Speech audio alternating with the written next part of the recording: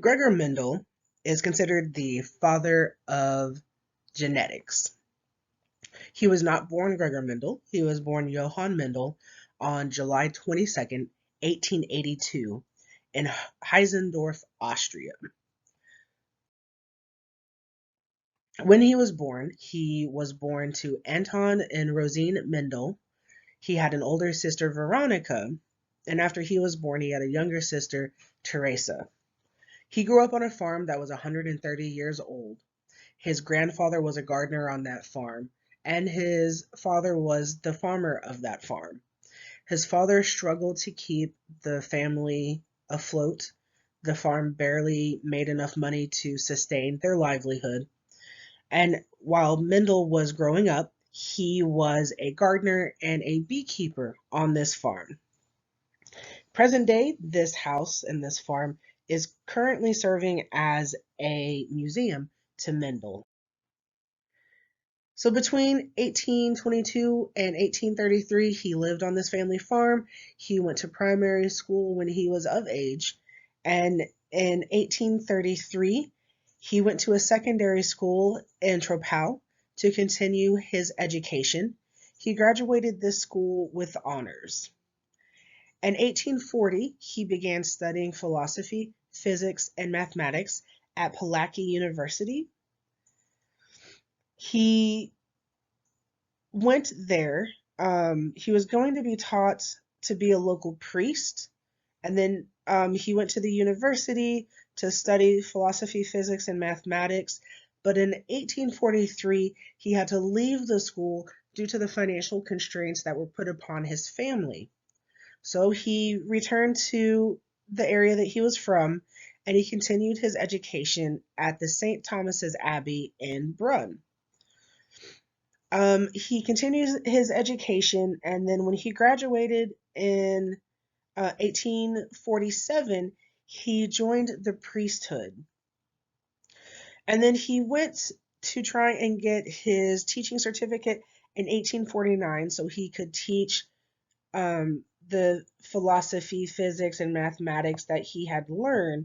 However, he failed his certification. So in 1851, he enrolled in the University of Vienna to study physics, botany, and chemistry. Upon graduating and attempting to get his teaching certificate for a second time in 1856, he was not successful.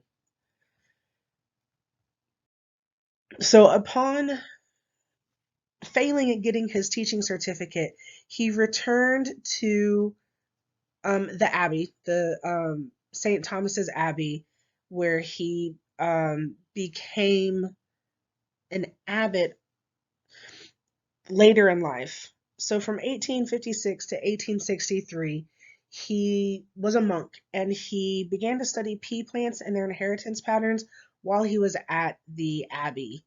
He studied and crossbred about 30,000 different peas in that time frame while he was working on a paper to discuss the different inheritance patterns and the genetics of plants. In 1865, he presented his findings in his paper, Experiments in Plant Hybridization.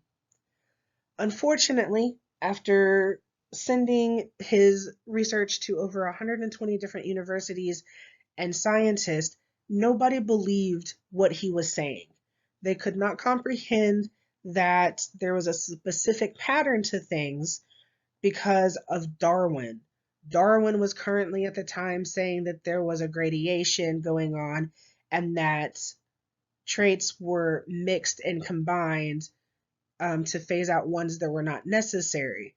So you had Darwin, who was a leading scientist at the time, giving one opinion, and then you had Mendel, who really wasn't all that well known, and nobody really believed him. So his findings didn't really mean much to anybody. And his career is pretty short. In 1849, he taught physics and natural sciences to at the technical college in Brno part time. He was a good teacher, but because he didn't have the proper certifications and continued to fail getting his teacher certificates, he couldn't teach in a public position. So in 1868, he actually became an abbot of, or became the abbot of St. Thomas's Abbey, where he stayed there for the rest of his life. He was able to teach other monks at St. Thomas Abbey about gardening and the plant hybridization.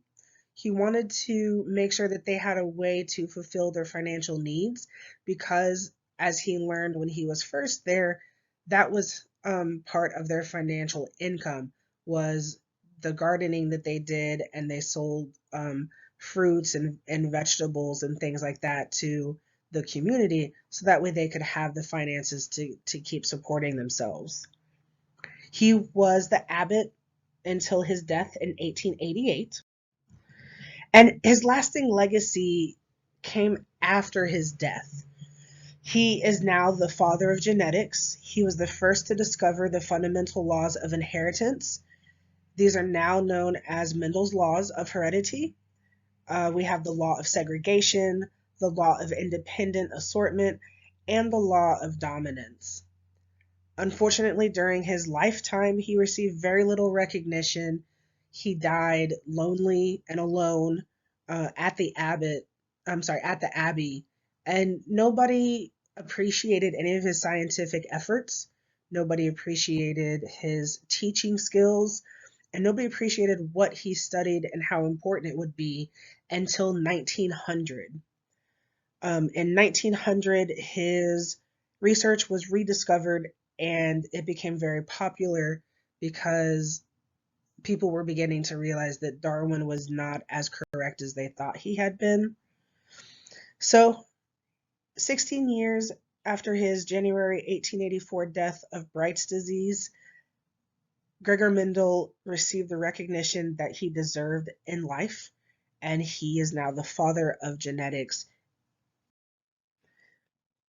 And these are my resources. Thank you very much.